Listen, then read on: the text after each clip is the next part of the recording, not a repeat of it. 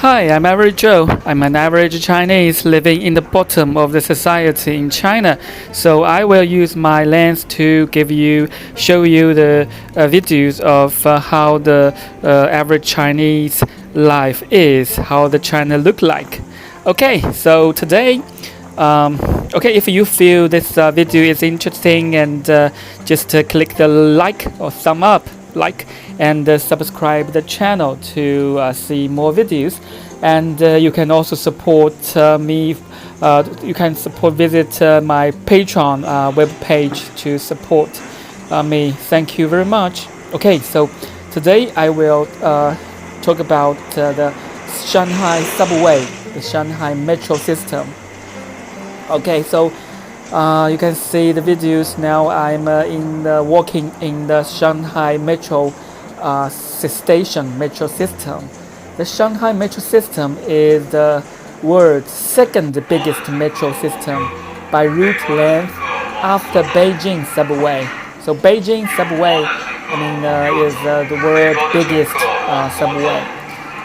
So totaling is 676 kilometers, which means 220 miles.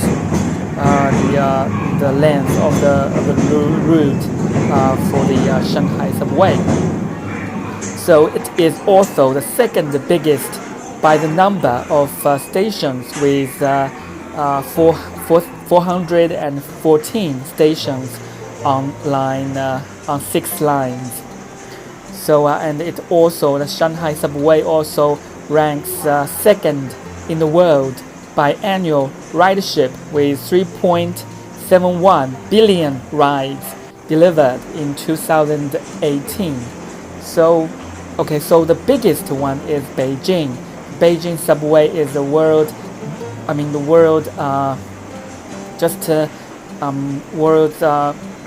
the biannual ridership is bigger than the Shanghai subway.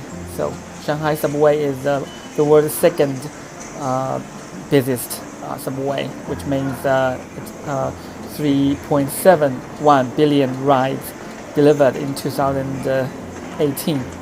And the daily ridership record was set at 13.29 million on March 8th, 2009. So the record of the ridership on daily basis is 13.29 million on March 8th.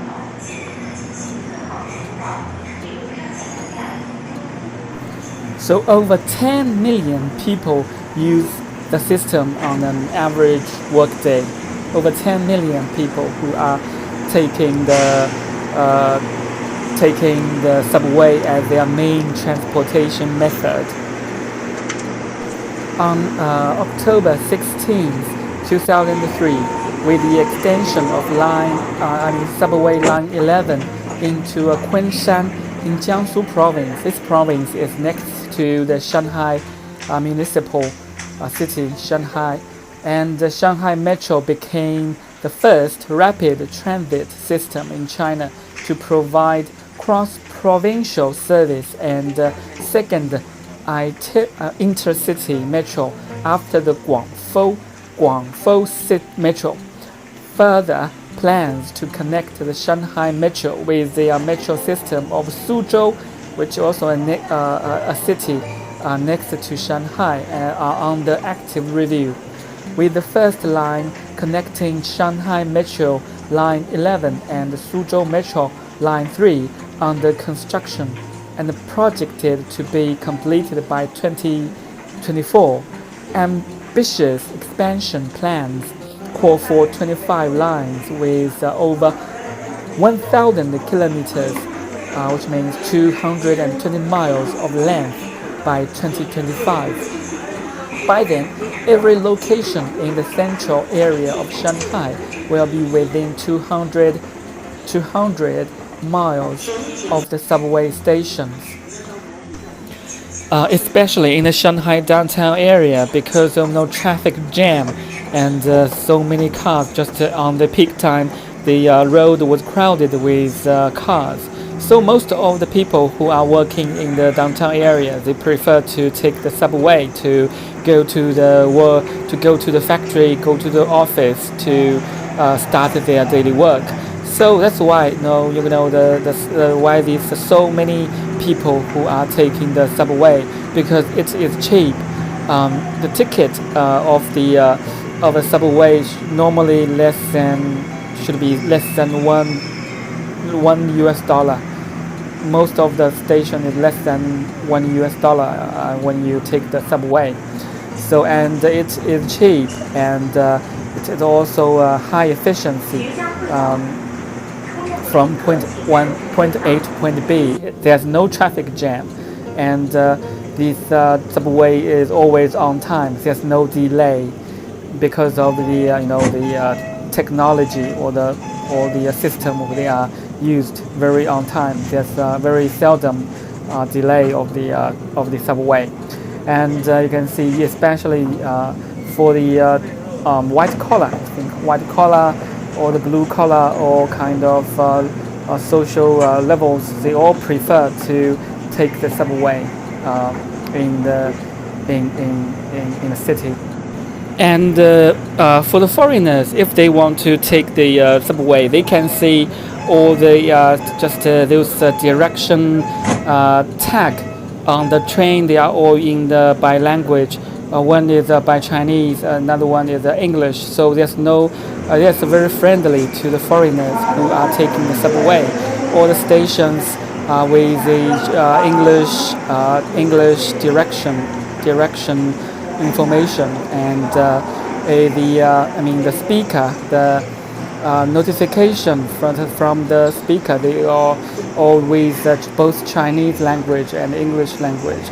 When the train arriving at the station, then there will be two language will be played in the train's speaker to tell the people that which station was arrived at, and both English and Chinese. So it is user friendly for the foreigners when you take the subway.